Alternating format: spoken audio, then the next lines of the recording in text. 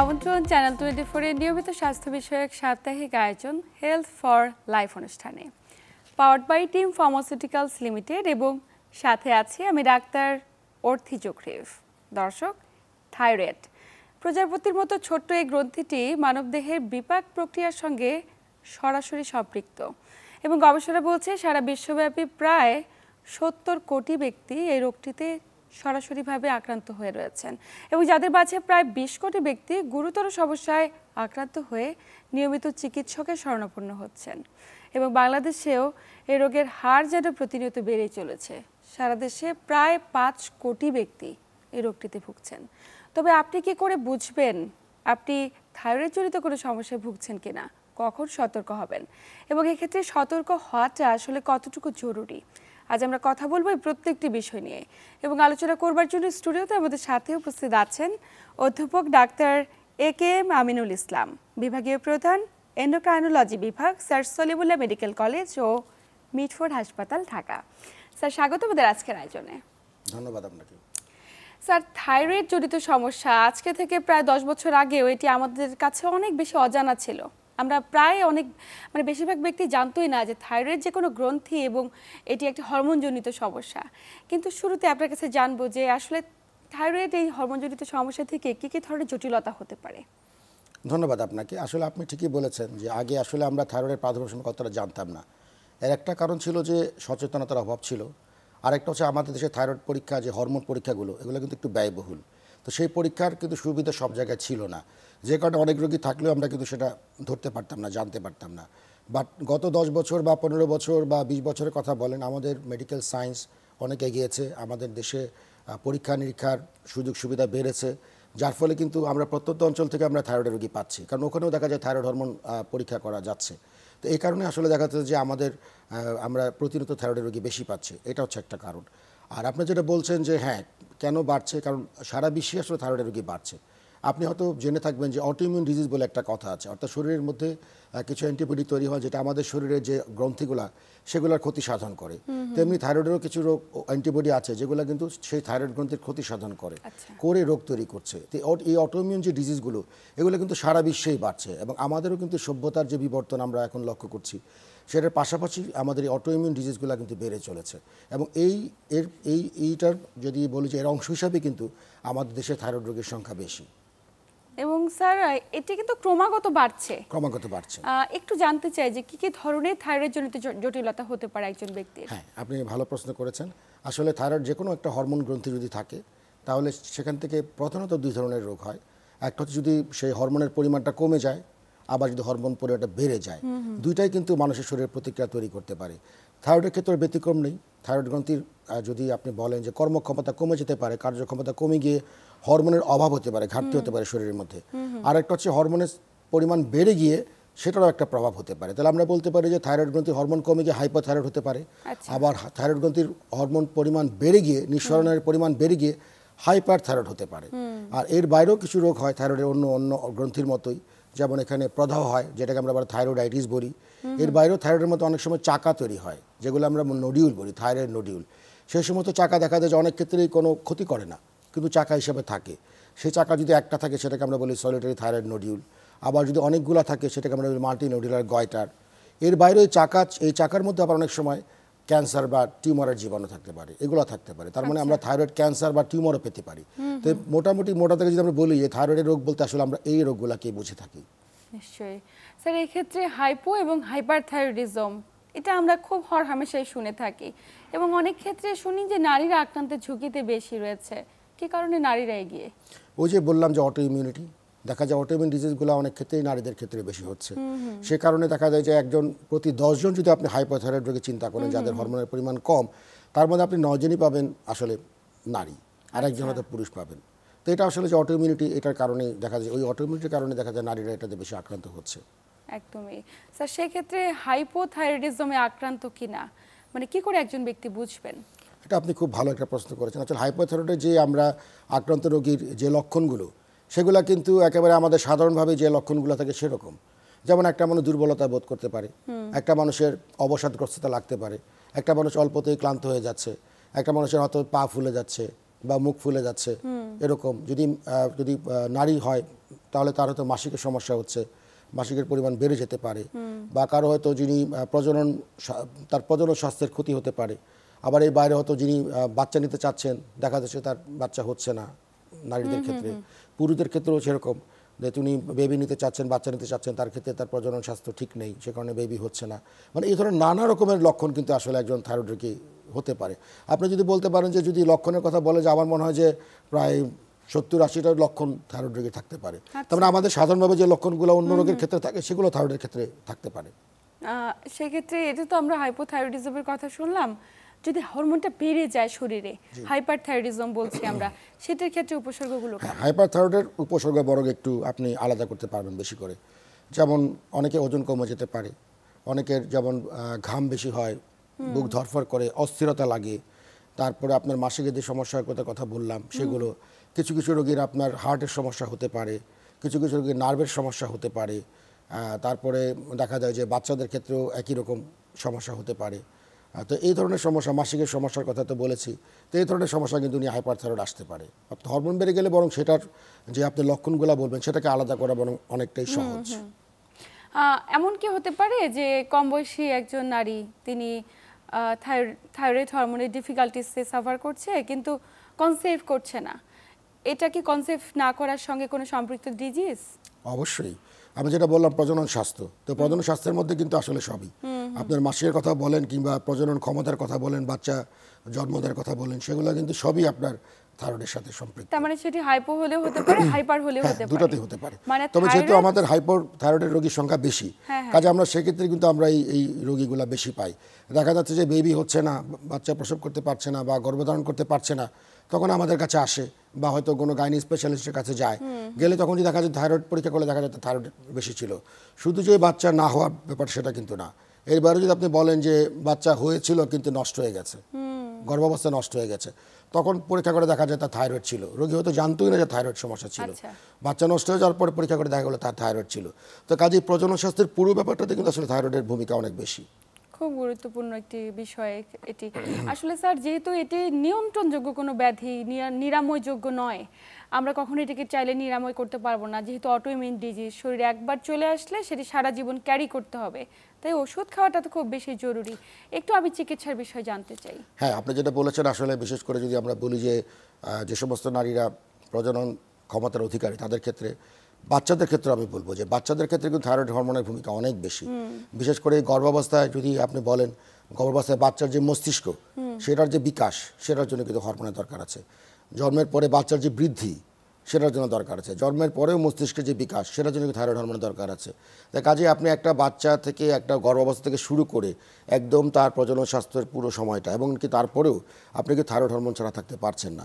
এর কোনো অভাব হলে কিংবা বেশি হলে কিন্তু আপনি এই সমস্যাগুলো আপনার তৈরি হচ্ছে। তবে হ্যাঁ, আপনি যদি বলে থাকেন যে চিকিৎসার ব্যাপারে যদি আপনি বলে থাকেন, তাহলে থাইরয়েড হরমোনের চিকিৎসা কিন্তু অনেক সহজ। বিশেষ করে আপনি যদি হাইপোথাইরয়েডের কথা বলেন, যেহেতু এখানে হরমোনের অভাব হচ্ছে, যে কোনো হরমোনের চিকিৎসা মানে হচ্ছে আপনাকে সেই হরমোনটা দিতে হবে। যদি আপনি থাইরয়েডের কথা বলেন, তাহলে আপনাকে অবশ্যই থাইরয়েড হরমোনটা বাইরে থেকে আপনাকে দিতে হবে। তার মানে আমরা রোগীকে যখন একটা হাইপোথাইরয়েড নিয়ে আসে, তখন কিন্তু আমরা রোগীকে হরমোন দিয়ে দিই, সেই হরমোনটা সে নিতে থাকে, যার ফলে তার যে ঘাটতিটা ছিল সেটা কিন্তু পূরণ হয়ে যায়। আপনি যদি অন্য হরমোনের কথা বলেন, যেমন কারো যদি গ্রোথ হরমোনের সমস্যা থাকে, যে গ্রোথ হরমোন কম কোনো বাচ্চার বা কোনো বয়স্ক বা পূর্ণবয়স্ক মানুষের, সেক্ষেত্রে কিন্তু আমরা তাকে হরমোন দিই। আবার আপনি যদি বলেন ডায়াবেটিসের কথা, ইনসুলিন অভাব হয়, তখন কিন্তু তাকে আমরা ইনসুলিন দিই। অর্থাৎ যে হরমোনের অভাব হবে আপনাকে কিন্তু সেই হরমোন দিয়ে তাকে চিকিৎসা করতে হবে। ওই হরমোন না দিয়ে আপনি কিন্তু তার চিকিৎসাটা করতে পারবেন না। এবং এই ওষুধটা নিয়মিত খাওয়াটা কতটুকু জরুরি? হ্যাঁ, অবশ্যই। যেহেতু আপনি আগে প্রথমে আপনার শুরুতে আপনি বলেছিলেন যে থাইরয়েড হচ্ছে এমন একটা হরমোন যা শরীরের মধ্যে আসলে পুরো বিপাক ক্রিয়াটাকে নিয়ন্ত্রণ করে। আমাদের শরীরে যে তাপ উৎপন্ন হয়, যার ফলে আমরা শক্তি পাই, সেটা কিন্তু থাইরয়েড থেকে আসে। কাজে আপনি প্রতিদিন আপনার কিন্তু থাইরয়েড হরমোনের প্রয়োজন রয়েছে শরীরের জন্য। এখন আপনার শরীরে হরমোন কম আছে, ওষুধ দিয়ে ওই হরমোনটা বাইরে থেকে দিয়ে আপনার চাহিদাটা পূরণ করা হচ্ছে। এখন আপনি যদি সেই ওষুধটা না খান, তাহলে কিন্তু আপনার যে হরমোনের চাহিদা সেটা কিন্তু পূরণ হচ্ছে না। তার ফলে আপনার থাইরয়েড হরমোন যে কাজগুলো করতো সেটা কিন্তু শরীরে সে করতে পারছে না, যার ফলে কিন্তু আপনি তখন অসুস্থ হয়ে যাচ্ছেন। এই জন্য থাইরয়েড হরমোন প্রতিদিন নিয়মিত খাওয়াটা খুব জরুরি। একদমই। স্যার, একটু কথা বলতে চাই যে থাইরয়েড হরমোনে আপনি বলছিলেন যে গয়টার, মাল্টিনোডিউলার গয়টার, এবং সিঙ্গেল ফলিকলগুলো অনেক সময় বৃদ্ধি পায়। কখন আমরা বুঝবো আসলে গয়টার হয়েছে? এবং আমরা তো গয়টার নিয়ে একদম খুব ছোটবেলা থেকে অনেক দেখেছি যে উত্তরবঙ্গের মানুষের গলায় গলগণ্ড রোগ হয় এবং সেটাকে আমরা গয়টার বলি। বর্তমানে কিন্তু এই রেঞ্জটা অনেক বেশি কমে গিয়েছে, আমরা নিয়ন্ত্রণ করতে পেরেছি। তারপরেও অনেকেরই এখন বাড়ে, সেক্ষেত্রে কি সার্জারি একমাত্র সমাধান? হ্যাঁ, আপনি খুব ভালো প্রশ্ন করেছেন। আসলে আমরা যেই গয়টার আগে দেখতাম ছোটবেলায় বা বড় বড় অনেক গলগণ্ড যেটাকে আমরা বলতাম, আসলে থাইরয়েড গ্রন্থি বড় হয়ে যাওয়াটাকে আমরা গয়টার বলি, সেটা যে মাত্রায় হোক না কেন। তো আগে যেটা ছিল, আগে আমাদের উত্তরবঙ্গের দিকে আমাদের আয়োডিনের অভাব ছিল। তো আয়োডিনের অভাবের কারণে কিন্তু, যেহেতু আমরা জানি যে থাইরয়েড হরমোন তৈরির জন্য আয়োডিন লাগে, তো যে আয়োডিনের অভাবের কারণে কিন্তু থাইরয়েড গ্রন্থি হরমোন তৈরি করতে পারতো না, যার ফলে কিন্তু দেখা যেত যে গ্রন্থিগুলো বড় হয়ে যেত। এবং ওই রোগটা কিন্তু যখন আমাদের দেশে একটা, আপনি তো জানেন যে আমাদের দেশে কিন্তু আপনার লবণের মধ্যে আয়োডিন যোগ করা বাধ্যতামূলক, এবং এই বাধ্যতামূলক করার পর থেকে কিন্তু আমাদের আয়োডিনের যে ঘাটতি সেটা কিন্তু পূরণ হয়ে গেছে। কাজে ওই ধরনের যে বড় বড় থাইরয়েড গ্রন্থি নিয়ে যে রোগীরা আগে আসতো, সেটা কিন্তু এখন খুবই কমে গেছে। তবে তারপরেও আপনি কিন্তু দেখবেন যে গ্রন্থি কিন্তু এখনো ফলে বড় হয়, তবে আগের মাত্রায় হয় না, কিছু কিছু একদম কিছু ক্ষেত্র ছাড়া। এখন আপনি যদি দেখেন যে আপনার গলার সামনের অংশ, আপনি নিজেই পরীক্ষা করলে আয়নার সামনে দাঁড়িয়ে আপনি যদি দেখেন যে আপনার গলার সামনের অংশটা স্বাভাবিকের চেয়ে একটু বেশি ফুলে গেছে, তাহলে বুঝতে হবে এটা আপনার থাইরয়েড গ্রন্থি ফুলে গেছে। এবং এই ফোলার পরিমাণটা কিন্তু একদম অল্প থেকে শুরু করে বেশ বড় হতে পারে, যেটা আপনার চোখে দেখা যাবে। আর আপনি যেটা বলেছেন অপারেশন, হ্যাঁ, যদি গ্রন্থি অপারেশন, আমরা বলি অপারেশনের কথা, যদি আমরা দেখি যে সেই গ্রন্থি মধ্যে এত বড় হয়েছে কোনো টিউমার বা ক্যান্সারের কারণে, অথবা এই গ্রন্থিটা এত বড় হয়েছে যে আপনার শ্বাস নিতে কষ্ট হচ্ছে, অথবা এই গ্রন্থিটা অত বড় হয়েছে যে আপনার খাবার খেতে কষ্ট হচ্ছে, অথবা এই গ্রন্থিটা অত বড় হয়েছে যে আপনি এটা পছন্দ করছেন না, আপনি মনে করছেন যে আমার এই জায়গাটা আমি খারাপ লাগছে, আমি এটাকে রাখতে চাই না। তো এই সমস্ত ক্ষেত্রে সাধারণত আমরা অপারেশনের কথা বলে থাকি। আর এর বাইরে আসলে আমরা অপারেশনের কথা বলি না, আমরা ওষুধ দিয়ে চিকিৎসা করার চেষ্টা করি। আবার অনেক ক্ষেত্রে দেখা যায় গ্রন্থি বড় হয়েছে কিন্তু হরমোনের কোনো সমস্যা নেই, আবার এত বড়ও না যে আপনার যে সমস্যাগুলো আগে বললাম যে সেরকম কোনো কিছু আছে। সেসব ক্ষেত্রে আমরা আসলে কিছুই করি না, আমরা শুধুমাত্র গ্রন্থিটাকে ফলো আপ করি যে এটার মধ্যে ভবিষ্যতে কোনো ধরনের সমস্যা তৈরি হয় কিনা, শুধু আমরা সেটা দেখি। সেক্ষেত্রে আমরা হরমোনও আমাদের দেওয়ার প্রয়োজন হয় না। আচ্ছা স্যার, সেক্ষেত্রে অনেকের তো ক্যান্সার হয়ে যায়, সেটি নিশ্চয়ই একটা ছোট্ট এক্সামিনেশনের মাধ্যমে আপনারা ফাইন্ড আউট করে ফেলেন যে কার ক্যান্সার হলো আর কার হলো না, কিন্তু তার আগে বিশেষ কি কোনো উপসর্গের মাধ্যমে বোঝার উপায় রয়েছে সাধারণ যারা দর্শক দেখছে? হ্যাঁ, আপনি ওই যেটা বললাম যে গ্রন্থি কিন্তু বড় হতে হবে, গ্রন্থি বড় না হয় সাধারণত ক্যান্সার হয় না। কারণ ক্যান্সার তো আপনি জানেন যে ওইখানকারই যে আমরা কোষগুলো বলি, সেই কোষগুলোর বৃদ্ধি হয়, যে কোষগুলো যখন বৃদ্ধি হবে তখন গ্রন্থি আপনার অবশ্যই বড় হতে হবে। তবে আপনি যেটা বললেন যে ক্যান্সারের জন্য আমরা যদি বুঝতে চাই তাহলে প্রথমেই আমাদের দেখতে হবে যে আমার গ্রন্থি ফুলে গেল কিনা, বড় হয়ে গেল কিনা, এবং যদি সেটা ক্যান্সার হয়ে থাকে তাহলে গ্রন্থিটা খুব দ্রুত বড় হবে। আপনি দেখবেন যে হয়তো আপনার 1 মাস 2 মাস আগে একরকম ছিল, 2 মাস পরে দেখা যাচ্ছে আরও বড় হয়ে যাচ্ছে, 3 মাস 4 মাস পরে আরও বড় হয়ে যাচ্ছে। এবং এটাকে যদি ধরা যায়, আপনি যদি ধরে দেখতে পারেন তাহলে দেখবেন যে শক্ত লাগবে। এমনিতে থাইরয়েড যদি বড় হয় সেটা কিন্তু অতটা শক্ত হবে না, নরম এবং শক্তের একটু মাঝামাঝি অবস্থায় থাকে। কিন্তু আপনি যদি দেখেন যে না আপনার গ্রন্থিটা বড় হয়ে যাচ্ছে এবং শক্ত লাগছে, মাঝে মধ্যে হয়তো কিছুটা ব্যথাও আপনি পাচ্ছেন। আর এর বাইরে আমরা জানি যে লিম্ফ নোড, আমাদের সারা শরীরে কিন্তু বিভিন্ন জায়গায় লিম্ফ নোড থাকে, যেগুলো আমরা সাধারণভাবে এমনি ধরতে পারি না, টের পাই না। তো এরকম অনেকের সময় আমরা দেখি যে আমাদের টনসিল বেড়ে গেলে এখানে কিছু লিম্ফ নোড আমরা নিজেরাই বুঝতে পারি। তো সেরকম কিছু চাকা কিন্তু ঘাড়ের মধ্যেও থাকে, আপনাদের গলার নিচের অংশগুলোতে থাকে। সেরকম যদি চাকা যেগুলো গ্রন্থিগুলো সেগুলো যদি ফুলে যায়, হ্যাঁ, এবং সঙ্গে আপনার গ্রন্থি বড় হয়ে যায়, তাহলে অবশ্যই আপনার চিকিৎসকের পরামর্শ নিয়ে দেখতে হবে যে আপনার মধ্যে আসলে কোনো ধরনের ক্যান্সারের সমস্যা আছে কিনা। নিশ্চয়ই, অবশ্যই সচেতন হওয়াটা খুব বেশি জরুরি। আমরা অনেকে দেখা যায় গলায় সামনে গ্রন্থিটা ফুলে গিয়েছে কিন্তু বিষয়টাকে গুরুত্ব দিচ্ছে না, অনেকে আবার অনেক দীর্ঘদিন ধরে ক্যারি করছে থাইরয়েডের সমস্যা, নিয়মিত ওষুধ খাচ্ছে না, ডায়াগনোসিস হওয়ার পরেও অসতর্ক। এই বিষয়গুলোতে অবশ্যই সচেতন হওয়াটা খুব বেশি জরুরি। স্যার, একদম আলোচনার শেষ প্রান্তে চলে এসেছি, আপনার কাছে জানতে চাই যে খাদ্যাভ্যাসের কোনো বিশেষ ভূমিকা রয়েছে কিনা? আসলে আপনি যদি অটোইমিউন ডিজিজগুলোর কথা বলেন, সাধারণভাবে যে দেখা যাচ্ছে যে অটোইমিউন ডিজিজ কোথায় বেশি হচ্ছে, আমাদের এখানে কেন বেশি হচ্ছে? অটোইমিউন ডিজিজের একটা কারণ হচ্ছে আপনার ভাইরাস ইনফেকশন। আমার যে ভাইরাস ইনফেকশন যদি কারো শরীরে হয়, সেটা কিন্তু অটোইমিউন ডিজিজের পরিমাণটা বাড়াতে পারে। কিছু ধরনের খাবার আছে, যেমন স্মোকি ফুড, আমরা অনেক এখন স্মোকি ফুড, আমরা কাবাব খেতে পছন্দ করি, এই ধরনের স্মোকি ফুড আছে, প্রিজার্ভ ফুড আছে, যেগুলো আমরা এখন ক্যান্ড ফুডে আমরা অভ্যস্ত হয়ে যাচ্ছি অনেকেই। তো এই ধরনের খাবারগুলো কিন্তু দেখা যাচ্ছে অটোইমিউনিটিকে আপনার ইনভাইট করতে পারে, অটোইমিউনিটি শরীরে অটোইমিউন তৈরি করতে পারে। এবং এই অটোইমিউনিটি যখন তৈরি হবে তখন কিন্তু এই যে থাইরয়েডের মতো অটোইমিউন যে রোগগুলো আছে সেগুলো কিন্তু তখন বেড়ে যাচ্ছে, এটা হচ্ছে কারণ। আবার অনেকে দেখা যায় থাইরয়েডের ক্ষেত্রে কিছু বলা হয় যে ফুলকপি, বাঁধাকপি, তারপরে ক্যাপসিকাম এগুলো খেলে, এগুলো আসলে হাইপোথেটিক্যাল। তো আমার আসলে কেউ যদি বলে যে এগুলা থেকে রোগ হয় কিনা, হ্যাঁ কিছুটা গয়ট্রোজেন আমরা বলি, এটা এখানে কিছুটা পাওয়া যায়, কিন্তু তার মানে এই না যে আপনি থাইরয়েড হলে ওই সমস্ত খাবার আপনার বাদ দিতে হবে, কারণ আপনার থাইরয়েড হয়ে গেছে, যা করার সেটা তো করে ফেলেছে। এখন আপনি যদি হরমোনটা নিতে পারেন তাহলে কিন্তু আপনি সব ধরনের খাবারই আপনি খেতে পারবেন। তার মানে থাইরয়েড রোগটাকে নিয়ন্ত্রণ করার ক্ষেত্রে শুধুমাত্র মেডিসিন নিয়মিত খাওয়াটাই অত্যন্ত গুরুত্বপূর্ণ। আপনি একদম সঠিক কথা বলেছেন। আমরা ডায়াবেটিসের ক্ষেত্রে অনেক ধরনের নিয়মের কথা বলি যে আপনাকে এই নিয়ম মানতে হবে, সেই নিয়ম মানতে হবে। আপনি যদি বিশেষ করে হাইপোথাইরয়েডের কথা বলেন, হরমোনের অভাব হয়ে গেছে, তাহলে আপনার একমাত্র চিকিৎসা হচ্ছে হরমোনটাকে প্রতিদিন নিয়মিত পরিমাণে ঠিক সময় নেওয়া, এটাই হচ্ছে আপনার একমাত্র কাজ। আর কোনো নিয়ম কারণে আসলে আপনার আলাদা করে মানার প্রয়োজন নেই, এবং মাঝে মধ্যে পরীক্ষা করে দেখা যে আপনার হরমোনের মাত্রাটা ঠিক আছে কিনা, চিকিৎসকের শরণাপন্ন হওয়া। যদি আপনার মাত্রা ঠিক না থাকে তাহলে আপনার চিকিৎসক আপনার মাত্রাটাকে ঠিক করে দিবেন।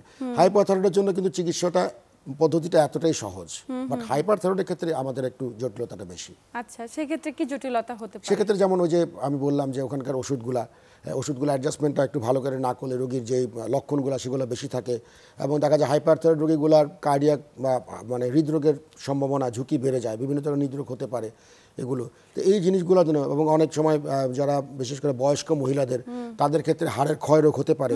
তো এইসব কারণে দেখা যায় যে আমরা ওই চিকিৎসাগুলোতে আমাদের একটু সতর্ক থাকতে হয়। একদম আলোচনার শেষ প্রান্তে আছি স্যার, খুবই গুরুত্বপূর্ণ তথ্য দিয়েছেন আমাদের, এবং প্রত্যেকটি তথ্য দর্শকদের জন্য অনেক বেশি হয়তো উপকারে আসবে। একটু ভালো থাকবেন। আপনিও ভালো থাকবেন। প্রিয় দর্শক, এই ছিল আমাদের আজকের আয়োজন। থাইরয়েড সংক্রান্ত যে কোনো ধরনের জটিলতার ক্ষেত্রে অবশ্যই সতর্ক হওয়াটা খুব বেশি জরুরি, এবং ডিজিজ ডায়াগনোসিস করাটা জরুরি, এবং পাশাপাশি নিয়মিত ওষুধ খাওয়ার কোনো বিকল্প নেই। এতক্ষণ সাথে থাকার জন্য সবাইকে আন্তরিক ধন্যবাদ। সবাই ভালো থাকুন, সুস্থ থাকুন।